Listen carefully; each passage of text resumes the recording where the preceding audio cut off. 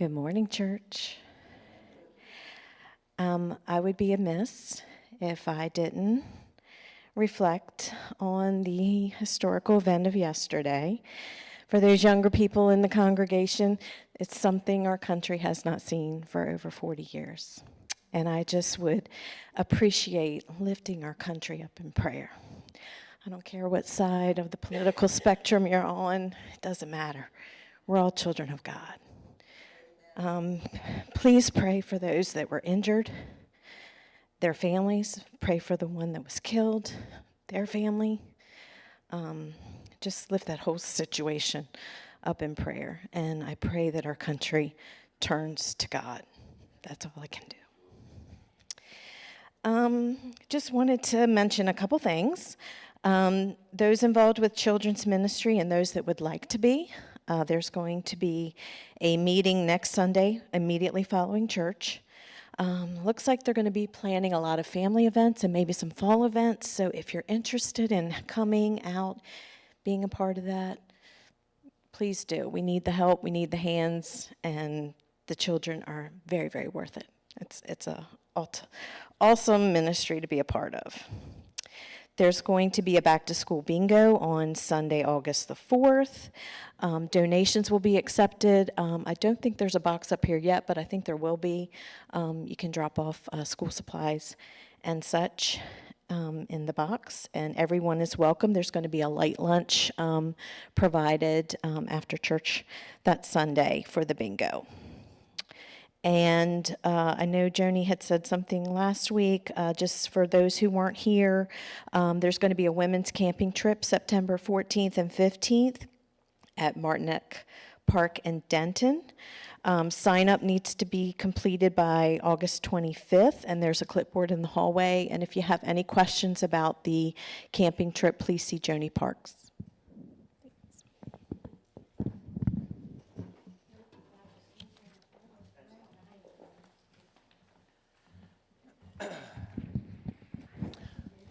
Okay, so Julie is here today. Let me ask this question, because Julie attended here for a long time, but a lot of people have come and gone in that amount of time. So just for my own curiosity, how many people here know Julie from attending here at the same time?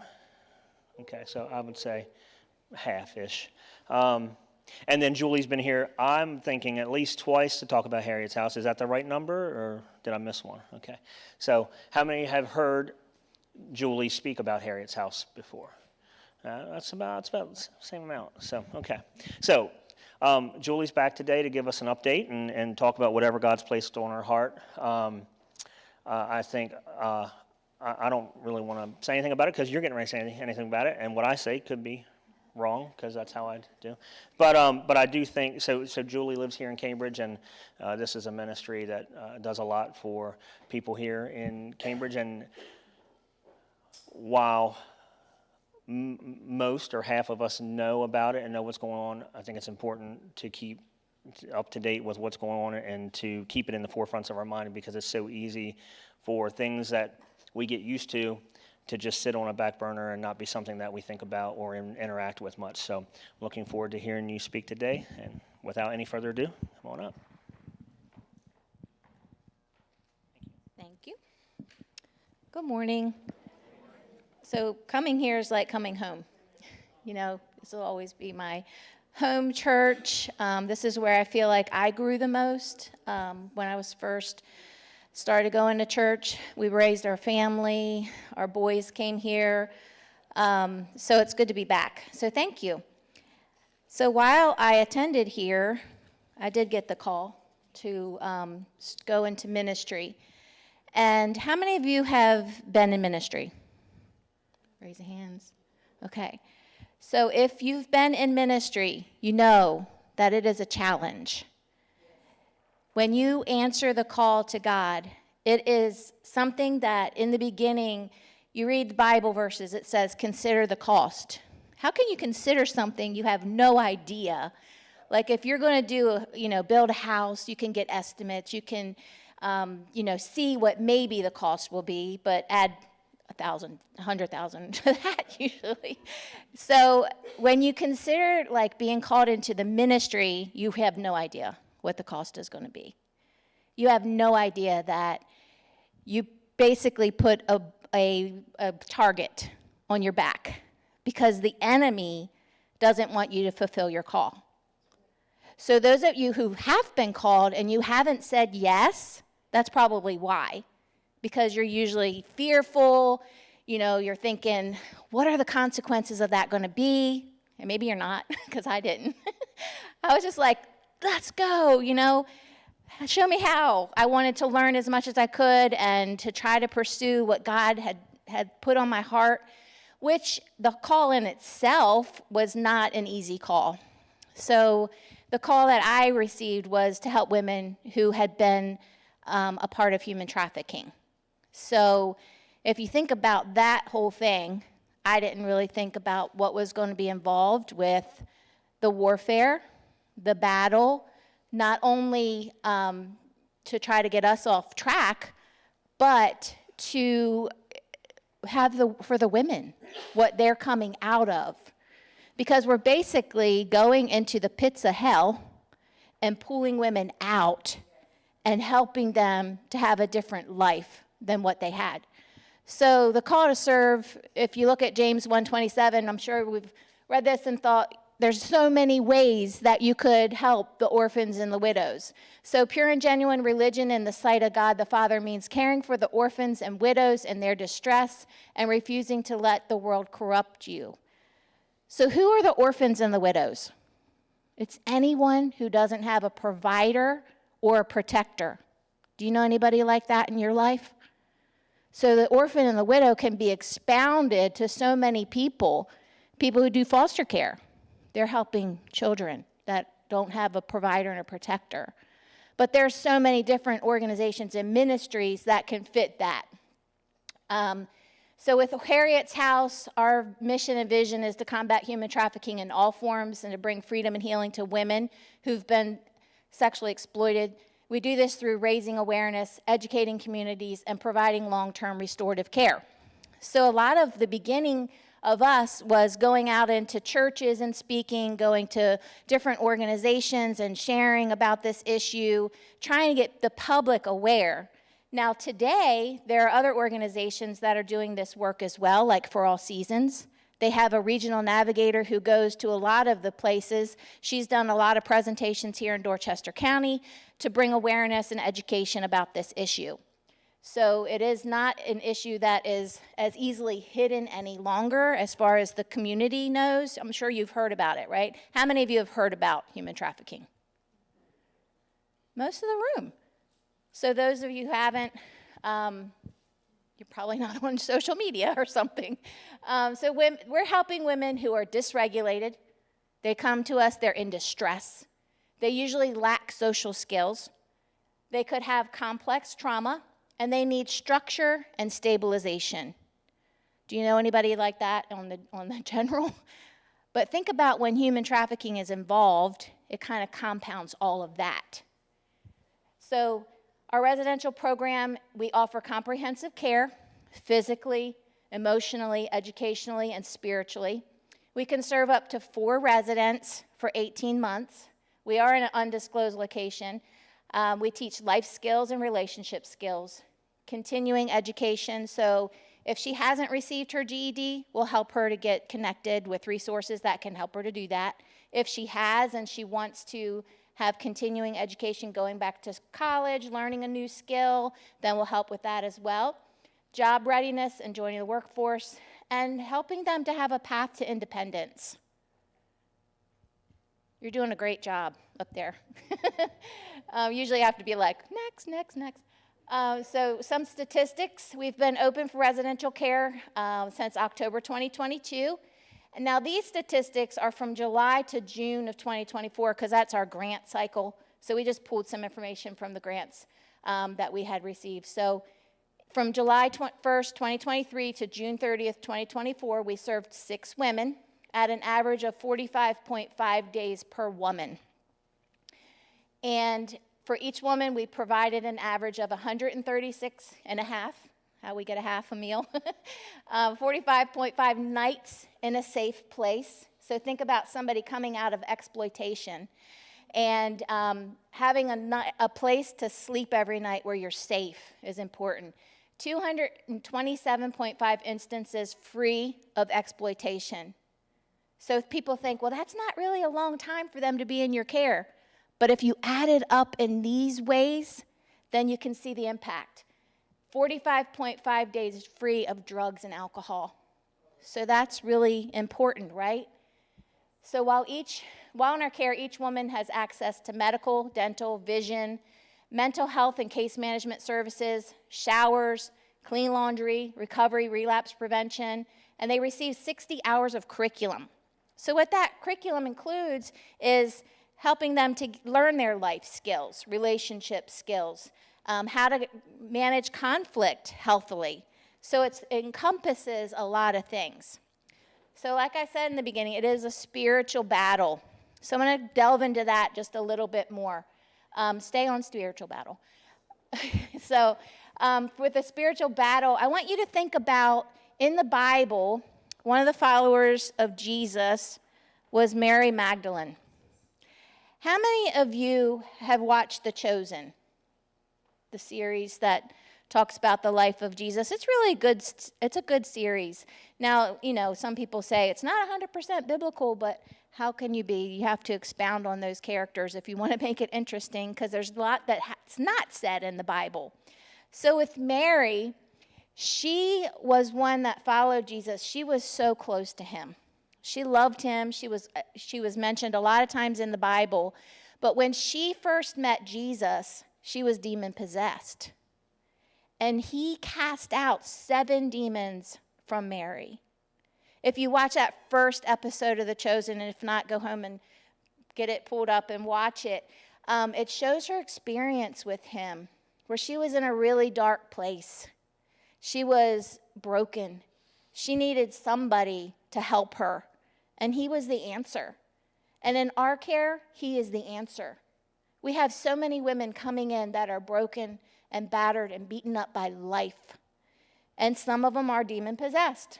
Some of them have lived such horrendous lives that their only hope is Jesus. And isn't that all of our only hope? We think we can hope in other things. We try to look to other things to fulfill those things that we're missing in our lives. But when we come back to it every time, he's the only one who can fill the needs that we have. And so with every resident that we have, we give her the opportunity. So with the spiritual battle, I'm just going to kind of tell you a couple of the stories that we have with women that we've served. And every woman that we have served comes from a background where there's been some type of abuse. Most of them, 90%, have had some type of a sexual abuse as a child. Now think about trauma. Trauma is something that it just takes over your life. And in most cases, a person can get stuck in the place, in the age where the trauma happened. And so if this trauma started at 6 years old, and she's starting to have a mental breakdown, an emotional breakdown, guess who we're going to be dealing with? The 6-year-old, right? And so we have to find out those places where she was broken and then offer the support that she needs to get the healing that she requires. And so we do this in a lot of ways. So there's curriculum that we use. All of our curriculum is Christian-based. So we're leading her to the battlefield of the mind. How many of you read that book?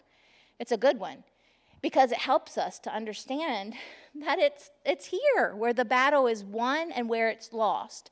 So leading her to that, to say, like, here, you can learn these tools, these techniques, boundaries. That's another one by Dr. Henry Cloud that will help, because how many of us need help with boundaries? I still do. It's a lifelong thing.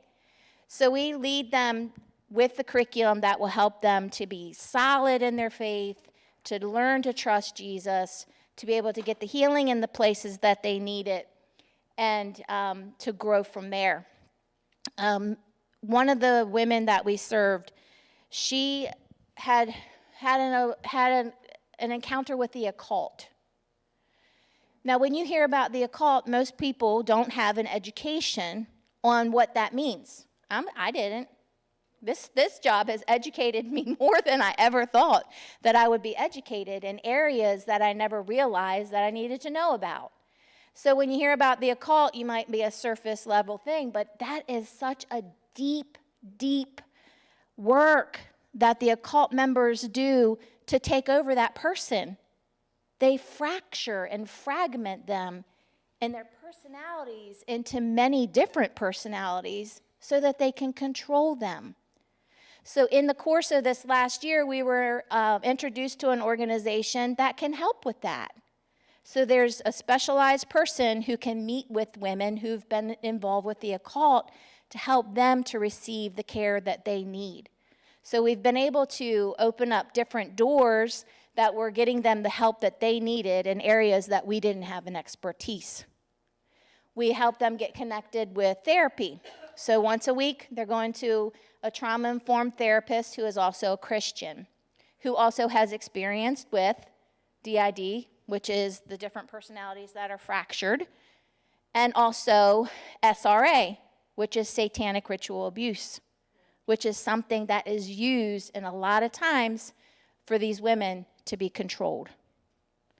So with that spiritual battle, we think back to Mary. And if you think back to the series of the Chosen, if you've watched it through, there was a time when Mary ran back to the former life. And we have that battle with our women as well. Because even though we're offering them these services, this healing, this relationship with Jesus, they are still going to get pulled back into the world. Most of the women that we serve have issues with addiction. So it was something that they were looking to help them through that time. It's a coping mechanism. Or their trafficker got them addicted to drugs so that they would do what they asked them to do. So addictions is a big part of us serving our survivors to help them to get the care that they need there. So we're taking them to Celebrate Recovery. And I was glad to see that you have NA here so much. I'll be contacting Jimmy Adams to talk to you more about that, because our women need more support than just once a week where they're getting help with that. So Mary, she went back, but guess what happened? Jesus was still available to her. He still forgave her and allowed her to come back into the fold. And we're doing the same. So if somebody stumbles, if they trip up, if they say, hey, if this isn't working, I want to leave, then they can come back. But we have to see that they're committed to that healing and change. So we're trying to give them every opportunity that they have to be able to stay on that path. But once you've been damaged and wounded and hurt by so many other people, it's really hard to trust the ones that want to help you. A lot of times people will say, what is it? What's in it for you? Why do you want to help me? What are you gaining out of this? Well, we do gain the satisfaction of helping people, but that's not why we do it. We do it because how many other homes like this have you heard about here on the Eastern Shore? None. This is the first. There's others that are in Baltimore, in that area. You can go to other states. But really, across the board, there's not that many homes that help survivors of human trafficking across the United States. So this is a hard call. And with that battle, not only are we helping them through their spiritual battles, we're getting inundated with spiritual battles on the daily. If I would have thought that this calling was going to cost me as much as it has, I probably wouldn't have said yes. But God doesn't show us those things up front, does he? But it helps to build perseverance. You know what else it helps to build? Character. Character. On a daily basis, I'm challenged. And I've had to grow in so many areas because I said yes. Not only that, you know, we go through situations where you think, okay, who caused this to happen? My husband, as most of you that know us know, had a major stroke in 2022, the week that we were supposed to start training our staff to open up the doors. He has gone through so much in the last 2 years, but he has also been healed so much. And God has had his hand on him the whole time. And we've had other things that have happened. My character being assassinated all the time. You know, so when people start talking in the community and they believe what people say, it's like, don't you know who I am? And if you hear something about me, come to me, because I'll give you the right answer. I'll give you the answer, the honest answer. Do I struggle? Yes. Is it a challenge some days to keep going? Yes. I can't tell you how many times I've wanted to quit. Just waking up day after day. Is today the day? I don't know how much more I can do this. You know, but you know what that does? It makes me relying on God even more. Makes me, you know, just dig in my heels and be like, no, enemy, you're not having this. But you get so caught up in it because the arrows fly all the time. And sometimes you just have to push pause and say, okay, God, what do you want me to do with this? How can we use this to grow even more and to grow closer to you? But it also helps us to minister to the women that we're serving, because the battles that they have been through are so much worse, so much more horrendous. And so the spiritual battle is real and it's ongoing. And you know what? We need your prayers. So thank you for allowing me to come back and coming to tell you the update, because we don't want you to forget that we need your prayers. Because if you can't give anything else, your prayers are the most important thing that we receive. Amen. Okay, you can go on now. So every woman in our care has either accepted Jesus as our Savior or recommitted her life to Jesus. Every woman has grown spiritually since they've been in our care. We've had women that, when we screen women to come, we get referrals, and we go through a process with each one of them to see if they're a good fit for us and if we're a good fit for them. We explain to them, this is a Christian program. We are going to use Christian curriculum. We go to church every Sunday. You're going to be connected with Christian counseling. So we explain that up front. So they have a choice whether they come or whether they don't. So while they're in our care, our staff is praying with them. They're doing devotions morning and night. They're using the curriculum to teach them. They're doing Bible studies. So it's a process of pouring out Jesus all over them every day. And we have had some women who were like, oh, this is too much Jesus. Well, how much Jesus do you need? I need all of him. So, we have had some people that didn't want to receive as much Jesus as we were willing to give them in the beginning. But then as they move forward and they realize that he's the only answer, then they accept it more readily. But we have had women leave our program. So I'm just going to get to the nitty-gritty here and tell you why they leave. Some because she wasn't ready to make the commitment. Our second resident, it was her first attempt to leave the life. And so once she got there, she wasn't ready. So she went back to the life. When she left, it was a really, really hard exit. She went AWOL. So she just bolted. She's like, I'm out. And, when people leave, you always wonder what happened to them, because sometimes we don't get the opportunity to know. She contacted us back in, I think it was November, and she needed to know if we had some records or something that she had left behind, and we don't keep their records, so we said no. We don't have that. So she told me that she was getting ready to get an apartment, and so she needed her ID or something. So then she told me that when she left, she went back out there. She found a new pimp. She ended up in New York. She almost died.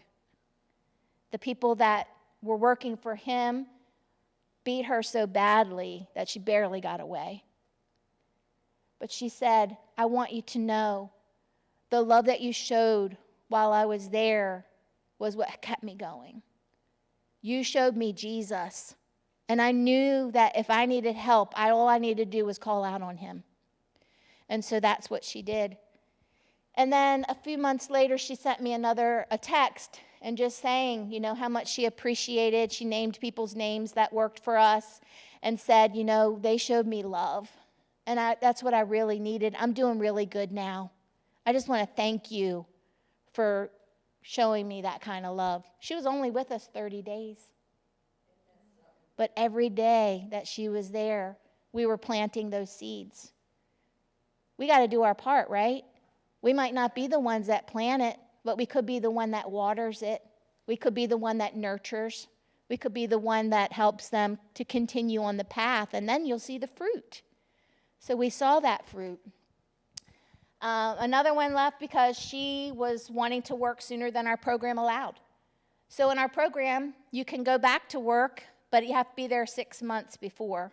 Because you think about this, if you're coming out of a really hard situation, trauma, you're trying to get your mind right, and you go right back out there to work, then that could be dangerous for you, right? It could harm you better than helping you. So in our program, we have it designed where there's a schedule of things that are going to happen, and they can go back to work part-time at 6 months. So one woman, she was there for a few weeks, and she decided that she wanted to go back to work right away, so she went to another program.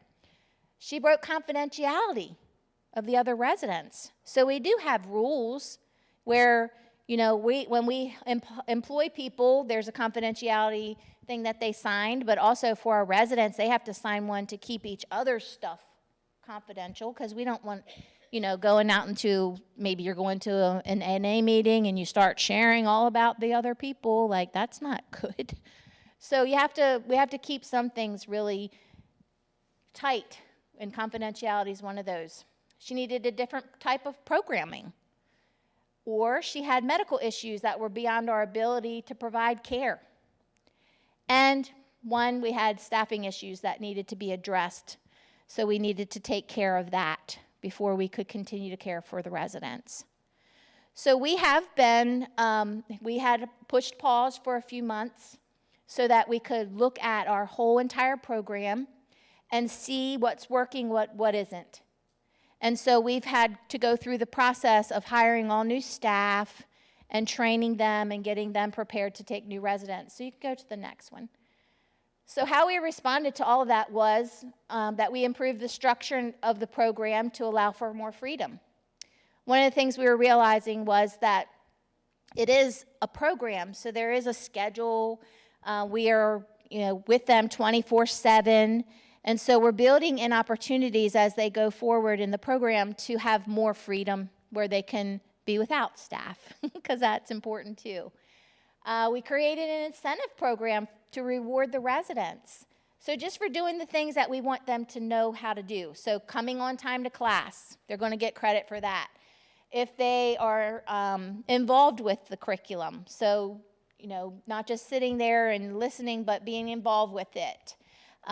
Doing their chores and cooking meals and doing a lot of things that they would normally, we would just expect them to do it. Now we're going to reward them so that they can earn gift cards and outings and special things. It's like Ulta, a gift certificate to Ulta, so that they can go and buy makeup and pretty things so that they can get what they want instead of us just providing what we provide. So we provide for all the things that they need. We give them their toiletry items. We provide food, shelter, all the things. They don't have to pay to be there. We don't charge insurance or collect any money from them. We just provide it. But we thought it would be good to have some incentives where they can earn nicer things than we're just going to provide. We redeveloped our curriculum to include a layering of teaching. So instead of just having a class on one topic, having other activities and things that can layer those things that we're teaching to them so that they're learning it in different ways. And then we change the way we seek employees to attract people that have the same DNA as us. So we've always asked people, when we interview them up front, like, what's your relationship with God? What's your relationship with Jesus? Because we want people that are Christians. Because, as I talked about, it's a spiritual battle. And if you're coming into this work and you don't have that covering, you're going to get ripped to shreds. And we've seen it happen. So people who say, well, my parents went to church. I went to church when I was a kid. Like, that's okay, but we want somebody who is a Christ follower. We want somebody who's going to have the armor on every day. We want somebody that we can link armor with.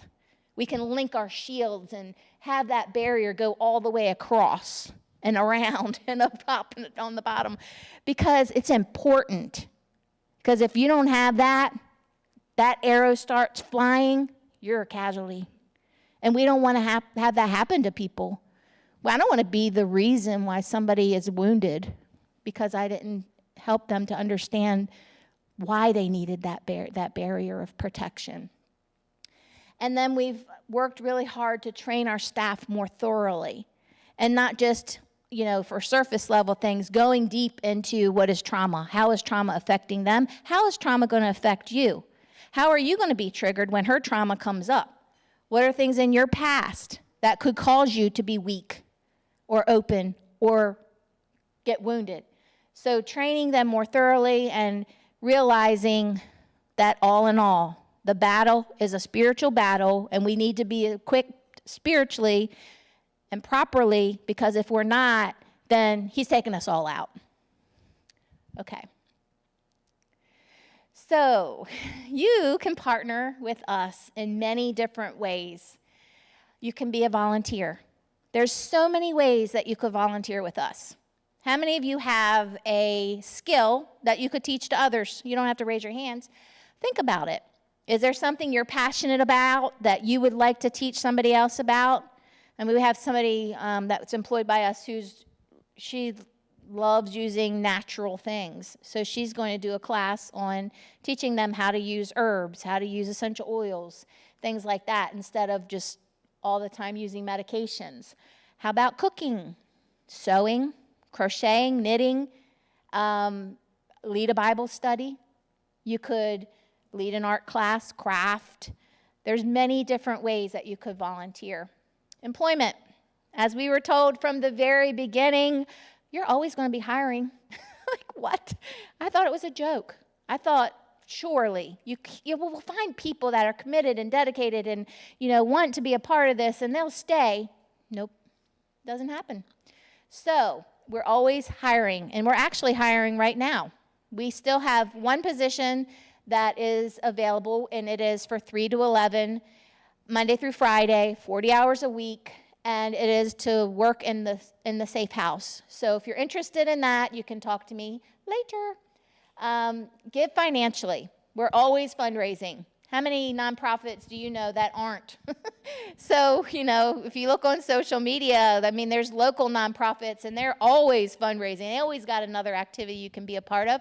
We're the same. You can give items. So I saw you were collecting items for One Mission. We always collect items too. So if there's any ways that you want to be involved in that, we have a list on our website, or you can just talk to me and I can tell you the things that we need. Sometimes that changes with the time of the year. And then pray. We covet your prayers. But we also have a prayer team. So if you're interested in being part of our prayer team, it's a monthly Zoom call where we get together and pray about the specific needs that we have.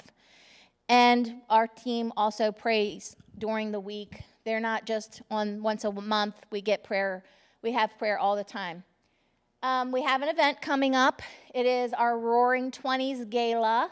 We had a masquerade ball last year, which was a lot of fun. So this year we're going to do a Roaring 20s party.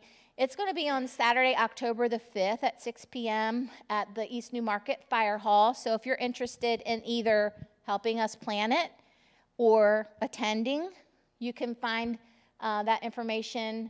I think Facebook has it. And then you can stay connected. This is my personal information. So if you wanted to get connected with me, ask any questions, if we have forms on our website where you can fill it out if you want to volunteer, if you want to do, lots of different places that you can find information. There's information about our residential program on there, ways that you can refer somebody to us. There's actually a referral form, so you can fill it out if you know somebody that needs our help. Most of the referrals that we've been getting are across the country now. Last year, we got connected with an organization called Rescue America, and they primarily were in Houston in the beginning, but they're spreading out to many other places now where they have targeted areas where they knew that human trafficking was happening, and so they put information in those areas. They have a 24/7 hotline that people can call to get help, and it's for men, women, children, whoever need it. And then once they get that referral, they send them out to the organizations that they know help people. So we are an affiliate organization with Rescue America. They, last year about this time, gave us some, like a thorough look over to see if they wanted to connect with us. They were looking for a lot of Christian organizations. So now when they get referrals in, we're at the top of the list of people that get them. Now, I say referrals, but we get a lot of referrals. So when I say a lot of referrals, I mean we've had in the last year and a half almost 100 referrals for women that were looking for services. And we go through a whole process of screening them to see if they would be a good fit for us and if we're a good fit for them, because if it's not going to be a good fit, we don't want to displace them, bring them here, and then them have to leave and find someplace else to go. So it is a process that we go through. And of course, we can't accept everybody that wants to come. We want somebody who's committed, who's motivated, who wants to do better in their life. I mean, we just realized during this past season that we need to be a little bit more specific about that even now. We were taking women that were in their 40s, and when they were coming here, they weren't motivated. They didn't really want to learn another, they went a trade. They wanted to just kind of be taken care of. So we've had to look at that and say, okay, we're going to have to put a limit on age unless she's really motivated to come and showing that, she's committed to that. Because our program is designed to help them to, get their education, to go back to school, to get a job in a different field so they don't have to go back to that life, so that they can be successful coming out. And so if they're not really wanting that to happen, then it wouldn't be a good fit for them. So I am going to wrap it up and just say thank you again for continuing to support us, for continuing to allow us to come and share. Our organization has been going since 2019, where we first started in the community, had a drop-in center in Cambridge. We don't have the drop-in center any longer because the focus is now on residential. But we still, have a lot of things that are going on. So if you want to be involved in any way, please let me know. If you have any questions, you can ask me. I'll be around for, the remainder of the time. But if you have anything specific that you wanted to ask, then I would be glad to answer any questions that you have.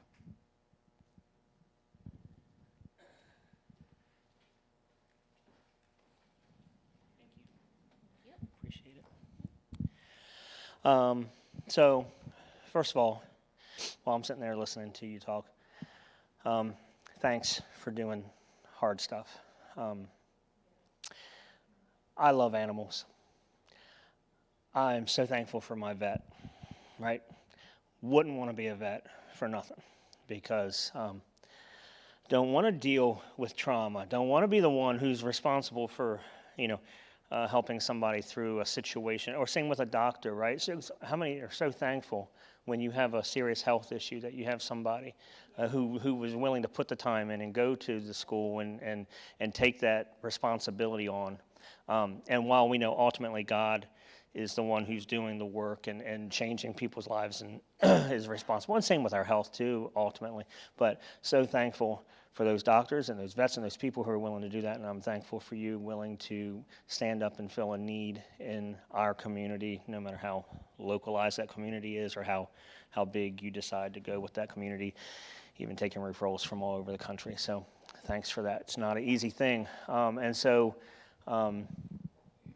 in light of that, I would just emphasize to everybody to please take time to consider, truly consider helping in one of those ways that was listed up there, either by giving, definitely by praying for sure, or volunteering, or even working with her. So thanks again for coming and sharing.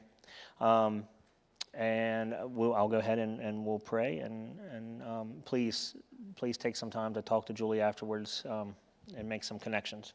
So, Heavenly Father, we come to you again. We thank you for this day, and we thank you for the work that Julie's doing, Julie and Jim, her family, and everybody else who's involved. I know it's not just her alone.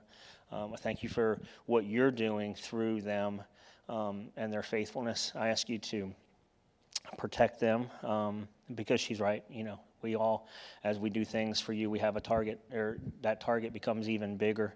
And I just ask you to give your angels charge over them and the people who are involved with this, that everything they would set their hand to, God, that it would prosper because you would be involved in it and a part of it, and that they would be walking the path that you lay out for them.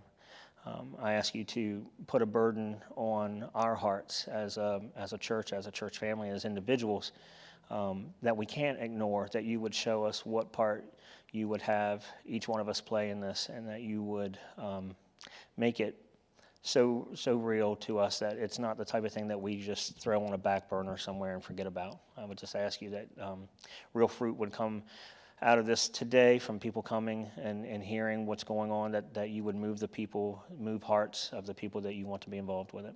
And I thank you for everybody again here today, that you would guide our travels home and our week ahead of us, God. Most importantly, help us to know you and to follow your will and to give our lives to you in your direction. Help us to follow through with that living sacrifice. In Jesus' name we pray. Amen.